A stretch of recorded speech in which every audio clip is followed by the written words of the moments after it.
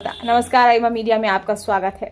हरियाणा विधानसभा चुनाव 2024 में उत्तर प्रदेश की राजनीति के प्रभावशाली दल अपनी किस्मत आजमाने के लिए पूरी ताकत के साथ मैदान में उतर रहे हैं। समाजवादी पार्टी, बहुजन समाज पार्टी, राष्ट्रीय लोकदल और आजाद समाज पार्टी जैसी प्रमुख पार्टियां हरियाणा की सियासत में अपनी पैठ बनाने की कोशिश कर रही हैं।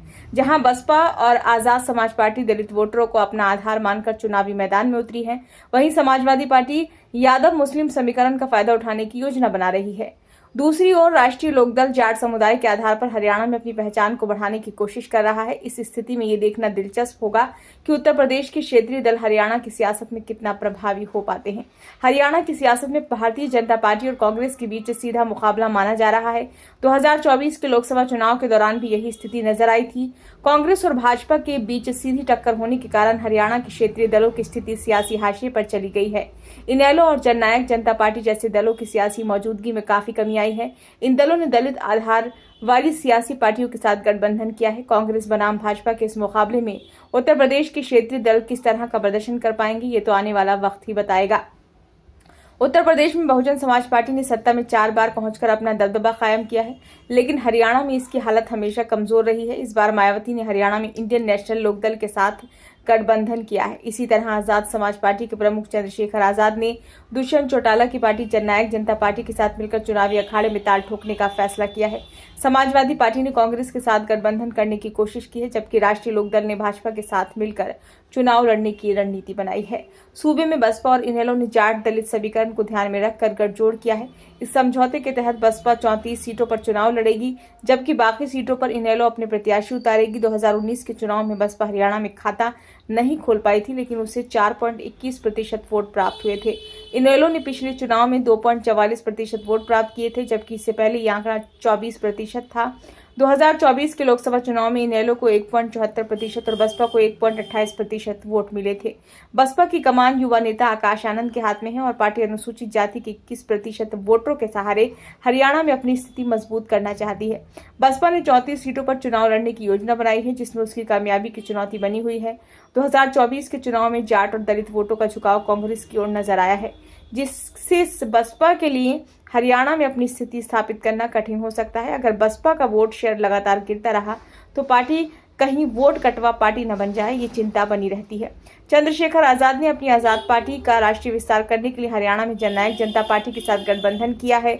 हरियाणा की प्रमुख क्षेत्रीय पार्टी इंडियन नेशनल लोकदल से टूटकर बनी जननायक जनता पार्टी यानी जेजेपी ने 2019 में हरियाणा की राजनीति में अहम भूमिका निभाई थी, लेकिन पिछले 5 वर्षों में उसे अपने राजनीतिक अस्तित्व को बनाए रखने के लिए संघर्ष करना पड़ा है। चंद्रशेखर ने जेजेपी के साथ मिलकर चुनाव लड़ने का निर्णय लिया है। हरियाणा की 90 सीटों में से जेजेपी 70 और आजाद समाज पार्टी 20 सीटों पर चुनाव लड़ेगी। इस गठबंधन से जेजेपी को अधिक फायदे की उम्मीद है। चंद्रशेखर ने यूपी में दलितों के बीच अपनी पहचान बनाई है, लेकिन हरियाणा में उनकी लोकप्रियता सीमित है।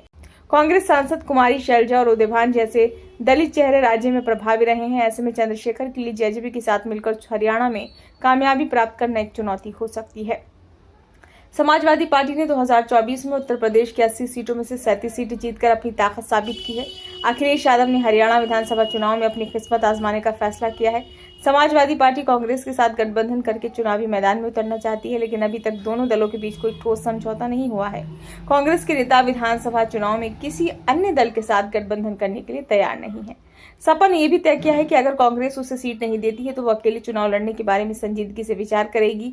2019 में हरियाणा विधानसभा चुनाव में सपा का प्रदर्शन निराशाजनक रहा था, जहां वे 4 सीटों पर लड़ी थी और सभी की जमानतें जब्त हो गई थी। फिर भी सपा ने चुनाव लड़ने के लिए अपनी तैयारी शुरू कर दी है और यादव मुस्लिम प्रभाव वाली सीटों पर ध्यान केंद्रित किया है।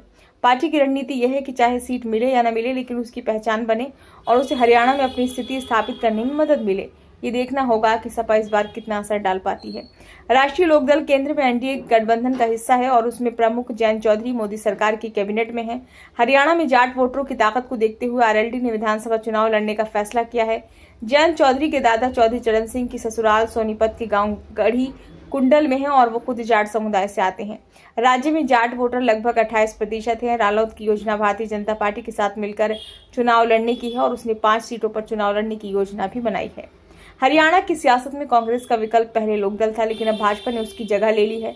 कांग्रेस आज भी अपनी स्थिति बनाए हुए है। उत्तर प्रदेश के क्षेत्रीय दलों को हरियाणा की सियासत में अपनी जगह बनाने के लिए कई चुनौतियों का सामना करना पड़ रहा है। हालांकि इन दलों की मौजूदगी अन्य दलों की संभावनाओं को प्रभावित कर सकती है। बसपा और आजाद समाज पार्टी दलित वोटों का बिखराव कर सकती है, सपा यादव वोटों को बांट सकती है और रालोद जाट वोटरों को विभाजित कर सकता है। इस तरह इन दलों की मौजूदगी राजनीतिक समीकरणों को बदल सकती है और इन दलों के वोट कटवा पाने की पार्टी बनने की संभावना को भी जन्म दे सकती है। ये वीडियो आपको कैसा लगा? यदि अच्छा लगा हो तो लाइक करें, कमेंट बॉक्स में अपने सुझाव दीजिए। यदि आपने इस चैनल को सब्सक्राइब नहीं किया है तो कृपया से सब्सक्राइब कीजिए।